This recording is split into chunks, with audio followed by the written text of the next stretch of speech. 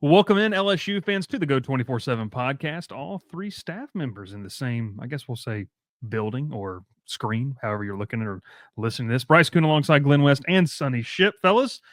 Today is when we're recording this. Today is early, or I guess not early Sunday, National Signing Day. And Sonny, I was just telling you, this used to be a holiday when I was in school. I used to log on to 24/7 Sports, see where all the signees were going. It was a big day. You know, you got to watch a lot of the guys commit live on different networks, but man, how things have changed. And it is such I guess, a quiet day for a lot of programs, especially LSU. But wanted to kind of kick things off here, Sonny. How much has this changed this day just for you in the past? Let's just go 10 years. I mean, it feels pretty drastic. I mean, let's go back to the beginning. I mean, I can remember being in high school, like the late '80s, 1990, and calling up the 1-800. I think they were 800 at the time. Hell, they might have been 900 numbers at the time. But having to call up the numbers to listen to the recordings of who signed and spend about $80 on a long distance on a long distance bill. And thank goodness for the evolution of the internet, as that obviously put that to the wayside.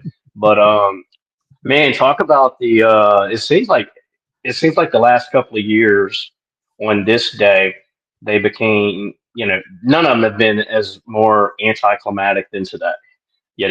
I mean, 2 years ago, or I guess 3 years ago, you had Harold Perkins who committed on, who signed on National Signing Day. And I'm trying to think after his class. I think this is the last year may have been the first class where we didn't have any new additions. And then, obviously this year, I mean, there's been no smoke, no flames, nothing as far as adding to the 23 signees that they pulled in during the early signing period. So, I Trying was to sitting remember, there last. was Yeah, I was Toby sitting Young? there. I was sitting there. Yeah, Hmm? sorry. Go ahead. No, I was saying I was standing there last night. We were getting ready to go watch Mandeville High soccer playoff game, and all, and I was like, man, it feels weird not to be doing any like late night nuggets or trying to chase coaches down or trying to see something because it was just like it was just absolutely stone cold silence. And I will admit, I like it. I like it. We have to put so much energy now into that first week of December when you had the early signing period, and then from there, I mean, it was just until guess what? About 3 weeks ago is when LSU got their last portal edition. So I mean, through the first week of January, it's just constantly nonstop, and so it's nice to be able to go through the back end of January, looking ahead to 2026, 2027. Which coach is going to be here, which coaches may be looking to move on, and just not have to worry about these late additions. No, don't get me wrong. From a fan's perspective, it would have been nice to add Todd Haywood to this 2025 class. Michigan picked him up today. No telling how much that cost them. But to be able to kind of sit here stress free and just shooting the bull with you two guys, man, I'll take that. Yeah, I don't remember any from like the last couple of cycles. I was thinking maybe Toviano for a second was a late addition, but I think even he signed during the early signing period a couple of years ago. I think it's pretty much gone early signing period, and now kind of the transfer portal is your I guess national signing day kind of in terms of fracas, but that's a month long. That's not just a one day kind of thing. Like it's every day for like 3 weeks. LSU was adding somebody important, or we were hearing of guys that were on campus kind of thing. So it's definitely different for sure. And Last year, Dominic McKinley. Yes. New Year's Day, wasn't it? Oh, Like we as forgot the clock struck that. midnight. Well, he committed. He committed, but he That's couldn't sign Right. until the National Signing Day. I was just pulling up the list right now, and I think, and I'm just scanning down it right now, but I believe he was the only one from last year. And now I think you got that's me right. thinking. Relaford had already signed, right? I mean, he was another late one too. I think Relaford was kind of in that same bucket, but he had committed and signed, I think, earlier. Yeah, he may have, and I'm just glancing now over that 2023 list to see if there was anybody that jumps out. But yeah, I forgot about Dominic McKinley. Yeah. I forgot I think about it's him. the highest rated recruit from last year. I know exactly, right? Hard to miss. Yeah, that commitment on New Year's Day threw me off because I guess it seemed like he was already in the fold at that point, But yeah, he did make it official on signing day. Yeah, So I remember my wife who was pregnant at the time. She's asleep, and I'm watching, whatever it's was it Dick Clark's New Year's Eve, rocking New Year's Eve or whatever it is, and sitting there, and then you see the flip commitment come in from, I believe it was Texas A&M, flips to LSU, and it's like, oh, okay, yeah, let's write something here at 12:05, on 2020, first day of 2024. Let's get that done. So yeah, no, it's crazy, and I think. Like you said, it's a quiet day for 2025, but we kind of wanted to lead this thing off for everyone with just kind of talking maybe one and maybe two guys if you feel like it extends upon that. But I'll start with you, Glenn. I know you wrote a piece today just kind of on the high impact guys this freshman class has, and I think that there's a lot of different options you can go with. But maybe who's just like one guy that you're really ready to kind of see suit up for spring practice, or that you feel like can really have a nice immediate impact for LSU this fall? Yeah, I mean, look, I'll leave DJ Pickett up for maybe one or you two guys. I think that's an easy kind of shoe-in guy that I think we all think could be a starter in year one for this program. But I kind of listed and went through 10 guys that I think could have some kind of impact. I think it's going to vary because very rarely do you see that many true freshmen impact a team in a very meaningful way. I mean, even this last year, I think LSU you could make an argument, 7 guys, and even that was kind of pushing it a little bit, as guys who kind of made really serious impacts with the program in year one. So I'm going to go on the offensive line just because I think there's been so much transition there, obviously with the 4 new starters that are going to have to be replaced. And I'm going to go with Carius Kern. I mean, yeah. I was very, I guess, pleasantly surprised at how much Brian Kelly hyped him up back in December when we were talking about this class, and he really seems to believe that this guy can come in and compete for an interior spot right away, and whether that's at left or right guard. I think we think that Josh Thompson, the transfer, is going to take one of those spots from Northwestern. I think Braylon Moore is a pretty good prediction to put in at center. But that other guard spot, I think there's going to be some competition there for DJ Chester. And I think Kern is somebody that could certainly push him.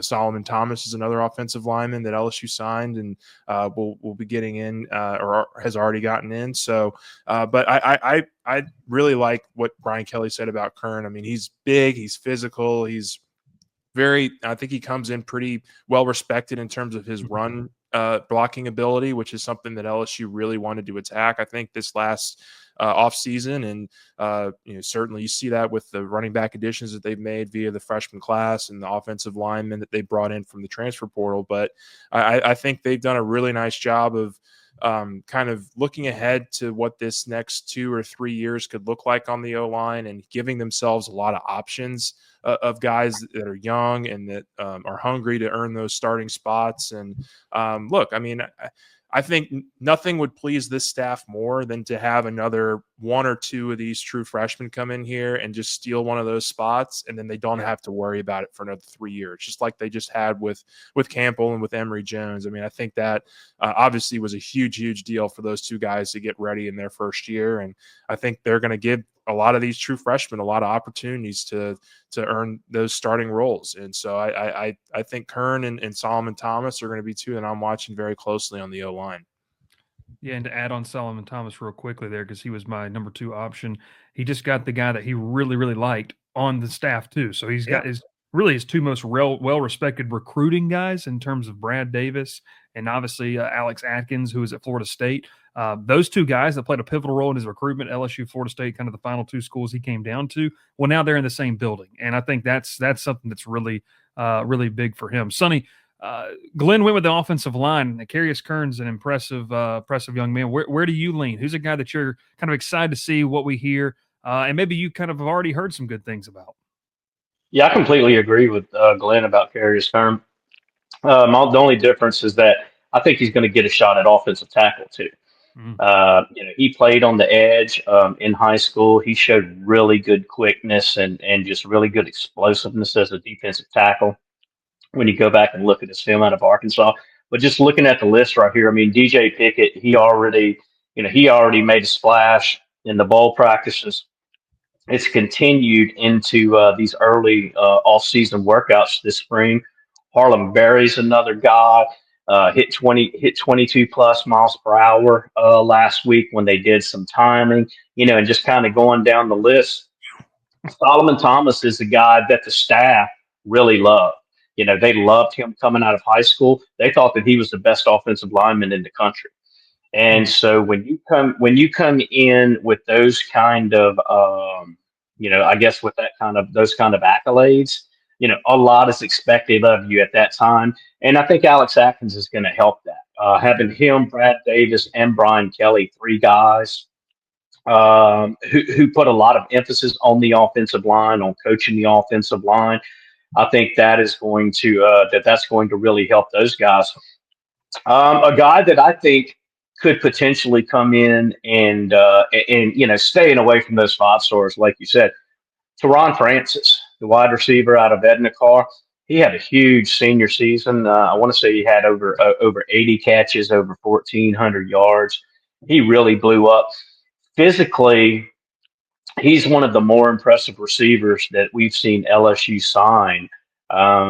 Just thinking off the top of my head right here in recent memory, I think he's going to come in. He's going to come in physically ready to play. And granted, you've got the transfers and stuff, but that wide receiver room, it's hard for me to see that wide receiver room going into the 2025 season after the spring with 11 guys in it, like it has right. They've got a big transfer class. Just because someone transferred in doesn't mean that they can't transfer out, And so, and not throwing up any red flags or anything I've heard or anything like that. Just the nature of the game that we're dealing with, though. So those are some guys who I'm really, who I'm really looking at as far as being able to come in and make that impact. But don't sleep on Harlem Berry. I know Caden Durham had a big year and stuff, and a lot of people have him pegged as a starter. Caleb Jackson is a guy that we thought could enter the portal in the portal window that just closed up and all. He's a guy that I've got circled as, okay, what's he going to do this spring?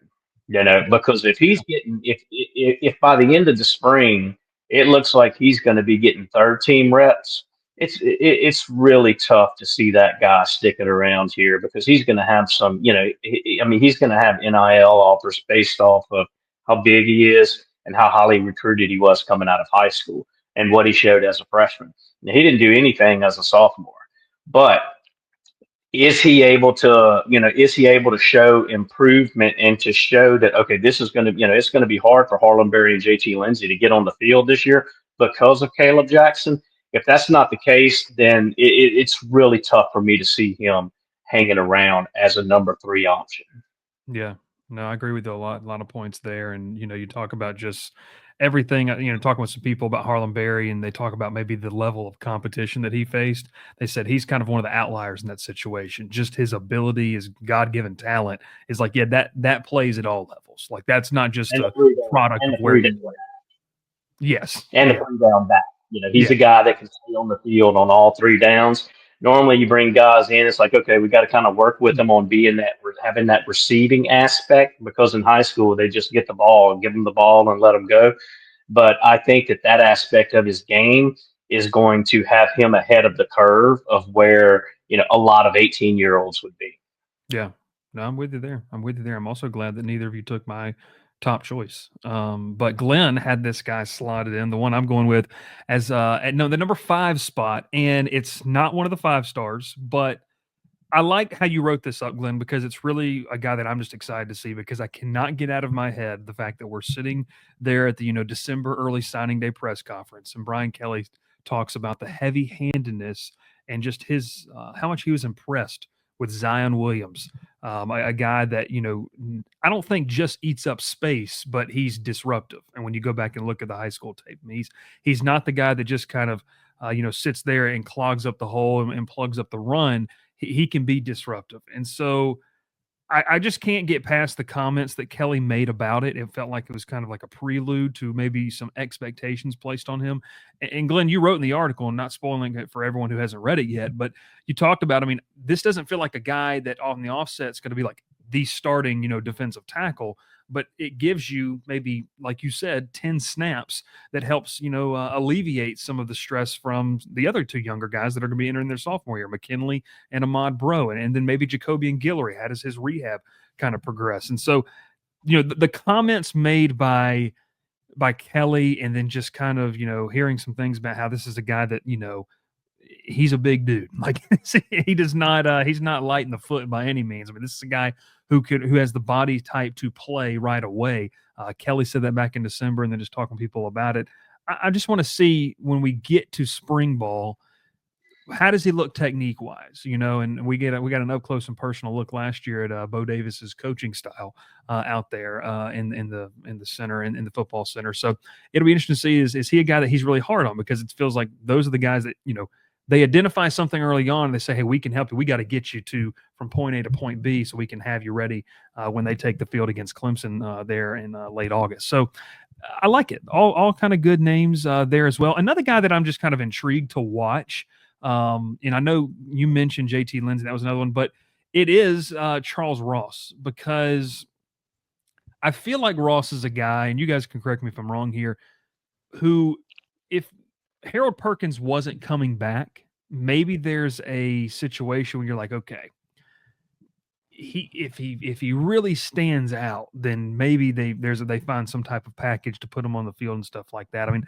I think Charles Ross is a guy, and I even haven't talked to him when he got his commitment, like Blake Baker pretty much told him, it was like, hey, we're going to get you on the field in some form or fashion. I feel like this is a guy who could be a special teams player very early on. We talk about the track speed that he has, the elite sideline to sideline speed. And look, I mean, you want your special teams to have some really, really good players on it. Charles Ross is going to be a guy that, just from everything we've heard about him, from watching his high school tape, I'm just kind of excited to watch what he looks like during spring football. And I think there's a lot of things to like about a number of other names on that list. I think we got to spend a little bit of time talking about DJ Pickett. I mean, I do think he's going to be like, if there's a shoe-in starter for this team as a true freshman, I think it's going to be Pickett. Like everything that I've heard and just seen over the last month or so, they got him in for a couple of spring practice, for a couple of bowl practices before they had to shut things down after the bowl game. But I think this is the guy that they wanted out of this class more than anyone.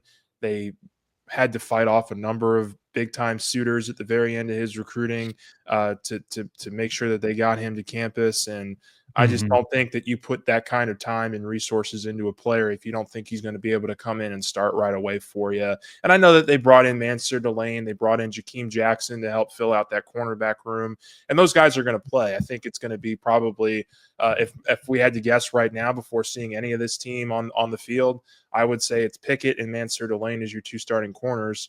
And then Jakeem Jackson is somebody that I think can fill in a nice rotational role for him this year and potentially slide in as that starter next year once Delane kind of moves forward with his NFL career. So these guys are all young, or at least I should say Jackson and Pickett are both young enough to where you can maybe not start one of them this season and still have them for a number of years going forward. So very high on DJ Pickett. A lot of people in that building are high on him, and I think he's going to have every opportunity to win that starting job in the spring when they get together for practices here in March. He's already been here for a month. I mean, he's a known commodity. No, yeah, right. Yeah, and kind of piggybacking on what you said, Glenn, about Charles Ross trying to find some sort of package for him. Even if it's special teams, if you redshirt a guy like Charles Ross, DJ Pickett, Offensive linemen fall into a different category because of the physical requirements that it takes to play in the trench. Same thing with defensive linemen. However, your skill position guys, if you redshirt a guy like a Charles Ross, like a DJ Pickett, like a Harlem Berry, the odds of them sticking on your roster after that redshirt year are very slim, in my opinion. Because the amount of tension that's going to come at them from college coaches and everyone else, of trying to get them to transfer is just going to be insane. And then what good does it, what good do you get out of redshirting a guy like that when you're going to be lucky if you got him for 3 years before he goes to the NFL? The odds of you, the odds of having a guy from coming out of high school and then you keeping them for all 4 years, I'd love to see some data in a couple of years as far as what that ratio is, because I think I think you're playing with disaster then. And I'm not saying that you got to go out and start them or anything, but you got to show them love. Yeah. You got to show them love in some capacity, or somebody's going to be showing them love while you're not, and it's going to be somebody from outside your program.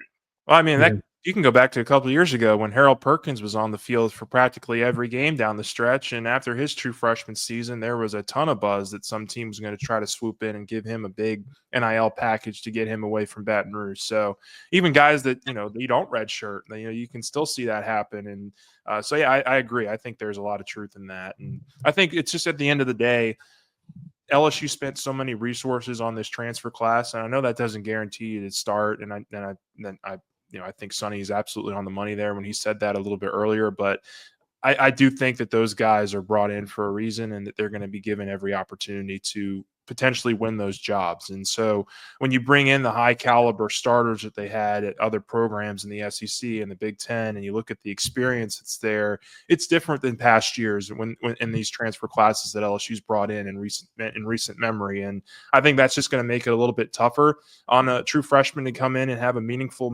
role.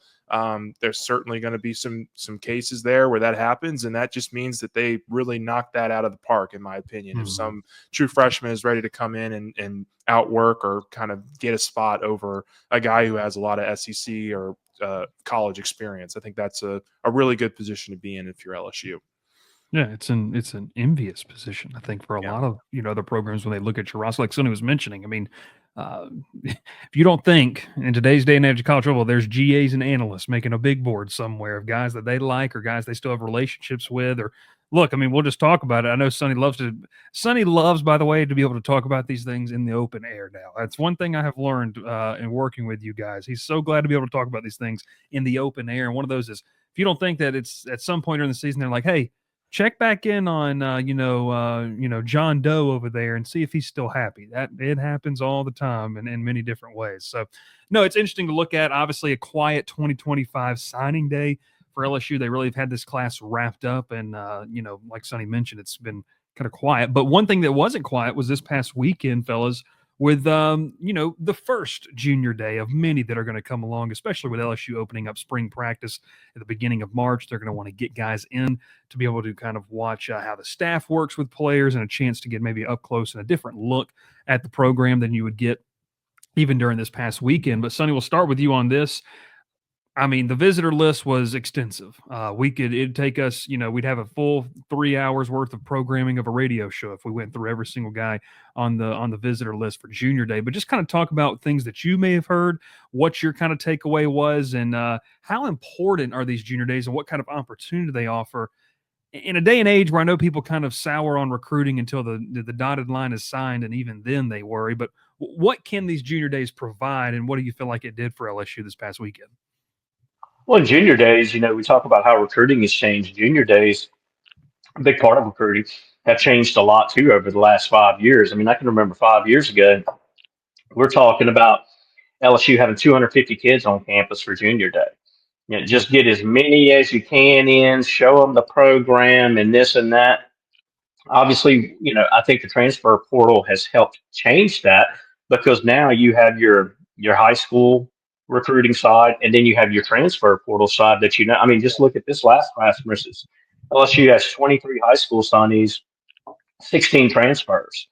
And so, how much good does it really give you to have that many kids on campus when your high school, your pool of high school kids that you are really targeting has shrunk dramatically. But having them in this weekend for Boys from the Boot, that was something that LSU started when Frank Wilson came to LSU on his first stint. And, the focus was, okay, let's get all these Louisiana guys in. Let's let them start building some relationships, starting building some camaraderie. And we're going to have to recruit them, but let's also let them recruit each other to LSU. And so, I think that's big. You had, obviously, you had Lamar Brown on campus. You had, if you go down and look at the list, I want to say there was about 7 or 8 out of the top 10 who was on campus. Blaine Bradford, Jabari Mack, the 5 committed prospects who were from the boot. They were all on campus, and so you can kind of see where they're starting to do that to help them build those relationships and help them build that camaraderie. But that's all Frank when it comes to the boys from the boot. And just to for some casual recruiting fans, they may not know the difference between the camps and the junior days. Junior day is strictly, it's no athletic activities whatsoever. The closest thing to doing something athletic that they did was making Mardi Gras cakes. And so and so the benefit of it is that they're able to, the coaches are able to establish those relationships face to face. Talk to the parents, talk to the coaches, talk to the mentors, talk to the kids, whoever is part of the group, and really just give them a good look at the academic side of LSU, where they would be living, just everything basically outside of the athletic spectrum. The only, I guess, athletic benefit that they really get out of it is getting an accurate height and weight on these kids. They can measure, get their hand size, do their wingspan, get official verified measurements on them. But it's still very significant in the recruiting process. They'll have time to evaluate them in the spring and then this summer, but just to be able to get those kids on campus and have them taking LSU gear home and building nurturing those relationships. I think we saw it pay big dividends with Lamar Brown. I think we saw it pay big dividends with Jamari Mack, 2 uncommitted kids. Blaine Bradford spent a ton of time with DJ Pickett during the day and even after the event was over. And so a lot of, I think they got a lot of benefit out of that. And this may be the first boys from the boot / junior day to where LSU didn't pick up a commitment, at least a public commitment. They didn't pick up a public commitment and they're -1 because Jaraylin McCoy decommitted 2 days later. Yeah. Somebody brought up on the board, has there ever been a commit that has lasted as short as Jaraylin McCoy? What was the time frame again? He committed on January the 2nd, and I believe he decommitted on the 5th or the 3rd of February. So it was just over a month. Yeah. So I couldn't recall of any on the top of my head if there had been a shorter time frame of a committed player. Sonny's been doing this longer than I have, but I don't know if he can recall of any. But it's just the way it's the time we're living in right now. Yeah. Yeah, and I thought about that. Someone even mentioned that on the board, and I started thinking, of like, okay, who would have, who, give me somebody, let me think of someone, and I could not think of anyone, And granted, I'm 53 years old now, and my brain cells are just, continue to shrink. I go back to save some of them, but I think I burnt most of mine in college because the memory ain't quite what it used to be. Now, I even thought Aiden Anning's brother was in the 26th class for some reason. Somebody goes, "Isn't he 27?" I was like, "You're right." Hey, but here's the thing: they'll reclassify and it'll change. So today's day and age, what does it even really matter at this point? One thing I wanted to talk about with this 2026, the junior day, and you know, is kind of this search for the next quarterback, because I think this is an interesting topic that a lot of people, and Glenn and I were kind of talking about this on the pod a couple pods ago about, it feels way too early to talk about the future of the quarterback position for LSU. But, Glenn, you had the chance to talk to Peyton Houston. Everyone knows the name Elijah Haven, Colton Nussmeier. Those are 2027 guys. I'll start with this. I mean, what did you glean from kind of Peyton Houston's comments about, the visit? I've talked with him multiple times. Outstanding young man, carries himself in the right way. One that I think that Joe Sloan feels very comfortable with when they talk with and have a good relationship. But I think LSU sits in a pretty good spot with several guys that have either ties to Louisiana. Maybe they don't live in Louisiana. You have Colton Nussmeier, who obviously lives in Texas, but the name that plays a factor. LSU set up pretty well. So from that perspective, what you got to talk with Houston, Glenn, what are kind of your thoughts on maybe the next iteration of what the LSU quarterback spot could look like? Yeah, it's interesting because they handed out a bunch of offers, kind of all at once in this 2027 class. I think they handed one out to Haven, Mekhi Ziegler, Colton Nussmeier, Trey Taylor. I think those were the four.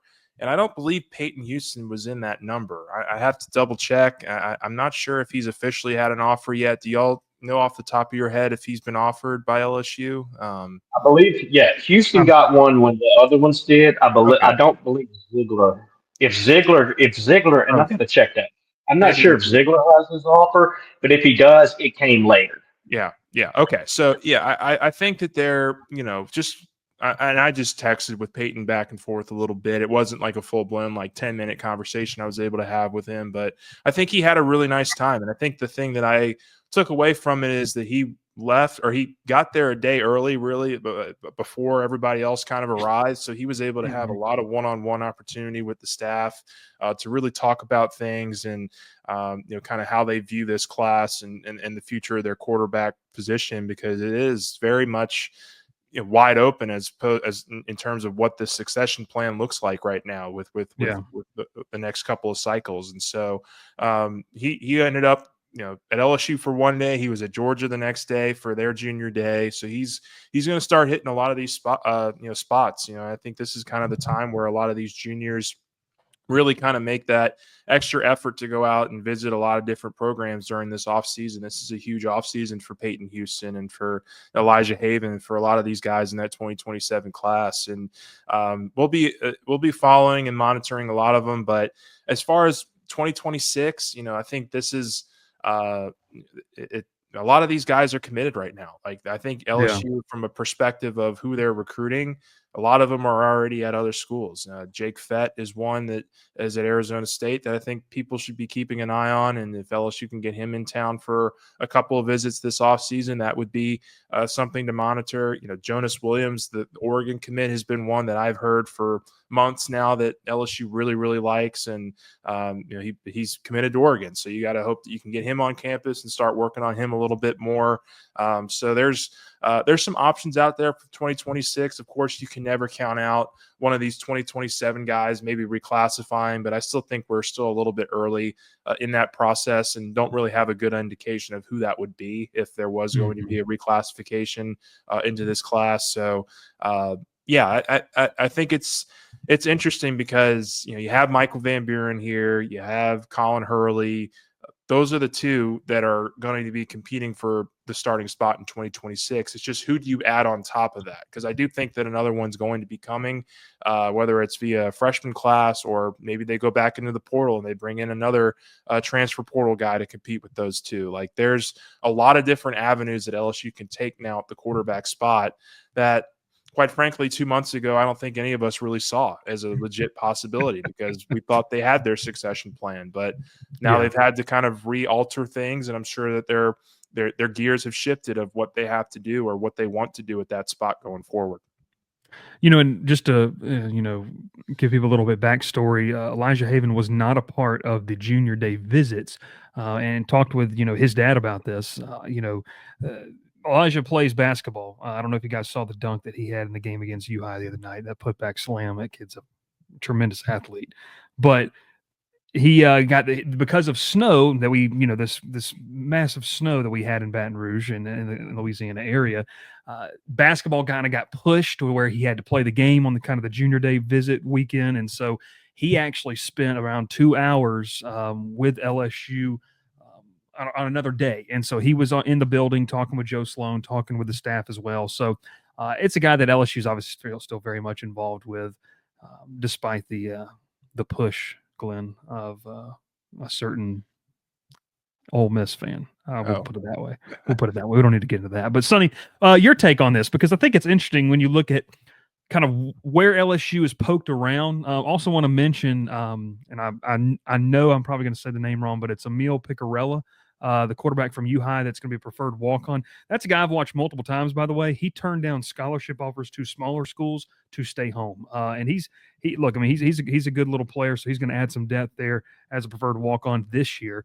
But Sonny, where do you kind of sit with this quarterback room? Because it feels like they've got a lot of options, and just in terms of where they want to go. I'll set up for you like this. Does it feel like, hey, 2025's Nussmeier, 26 is going to probably be the battle between Van Buren and Hurley, with the loser maybe opting to go somewhere else, and then 2026 is kind of where you feel like whoever wins that job next year could be that guy, but you got to have some depth behind it.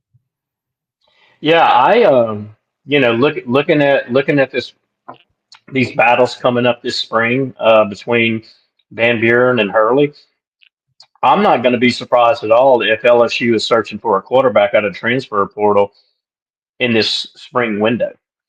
Because Colin Hurley and Michael Van Buren, they were in the same class coming out of high school. Van Buren played, I think he started 7 or 8 games at Mississippi State. Yeah. Hurley obviously redshirted.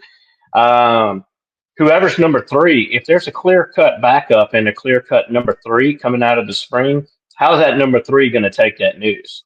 Especially if that number 3 is Colin Hurley, because he was here before Van Buren. Now if Van Buren comes in, and granted, there's a year separation between Van Buren and Hurley, but, Colin Hurley is not the type who wants to sit for 3 years. Yeah. He wants to play. He played early in high school. I think that's going to play a factor into how this quarterback room is addressed. As far as 2026 though, goes on the high school front, I agree with Glenn on Jake Fett, and then you have a lot of question marks. Is this guy? If Brady Hart would not have reclassified, he was a guy that Glenn's mentioned several times. We've all mentioned on the board, but now with him at Texas A&M, and so I think the quarterback room is still maybe not unsettled, but I don't think Joe Sloan is going into spring practice feeling like, okay, this quarterback room is going to be set for 2025. Yeah. For the reasons that I mentioned between Hurley and Van Buren. So at some point between 2027, I do feel that they will be bringing in another transfer quarterback, someone who has some experience. And then it's a matter of, okay, the number 2 this year, can he win the job against a transfer? LSU's had some pretty good success with transfers too. Obviously Joe Burrow, Jaden Daniels. And so that's going to be real interesting to see what this quarterback room looks like. When's the portal open up again? April 16th. Yeah. To the 24th. Yeah. And you mentioned Brady Hart there. I mean, what if come December, Brady Hart's starting to think maybe he could go find somewhere else to play, and he's got a whole year in a college system. I know he wouldn't have the experience like maybe you alluded to, but if he's somebody that LSU really thought could come in and compete for the starting job, if he's got a whole year of college under his belt now, as opposed to just being a senior in high school, I don't know. Maybe if he were to become available in the portal later this year, that could be an option. There's just so many different ways that this can break for LSU over the next 12 months, and we're just spitting out ideas right now. These are just very much on the surface ideas that could be what's rolling through LSU's minds right now. And I think there's a lot that can go any which direction for the Tigers over the next several months at that position. If there's any fan base that should understand that too, it's probably the LSU fan base. There can be a lot of twists and turns with your quarterback race, just in terms of what you have to do. But no, I mean, I think I agree with what Javilla said. I mean, there's options. I'm intrigued to watch quarterback 2 battle this spring, probably more than last year. I mean, last year we were talking about AJ Swan, Ricky Collins, but this year feels like there's a serious battle, because like what you said, Sonny, I mean, let's just say Van Buren leaves the spring as the clear-cut number 2. What is the likelihood that, there's a team that's quarterback hungry or has a clear number 2 spot with opportunity for reps, or maybe a muddled situation where they still don't know who their quarterback is? Does Hurley, want to jump ship, or Van Buren for that matter? Like you said, there guys can just enter the portal. It's at any point, anytime, and it does not matter. But fellas, well, not anytime, not anytime. But it feels like it though, right? Yeah, that's true. I guess All you got to do is call one of these lawyers you see on the billboards driving through Baton Rouge, and say, "Hey, let's sue somebody. Let's throw out sue the NCAA. Let's sue the school." A middle envelope, and let's see. No offense to the attorneys out there, because I got some good friends who are attorneys, but. Gotta love it. Gotta love it. We're recording this on Wednesday morning here of signing day. We're going to have some great content coming up for you. We talked with Brian Kelly today. Some news coming out of that. Obviously, the new hires that LSU has made: Lance Guidry, Alex Atkins, and a couple of analyst hires as well. And then baseball season, fellas. I mean, we are 10 days away. I think my math. No, 9 days away. I can't count. 9 days away from opening day is. We are a typhoid number of days away from opening day. I like it. I went back and watched, by the way, Ty Floyd's pitching performance, and I was just like, this was stupid. Like, that was one against Florida. Yeah. Oh my gosh, that was so stupid. Crazy stupid. But yeah, no, but college baseball season right around the corner.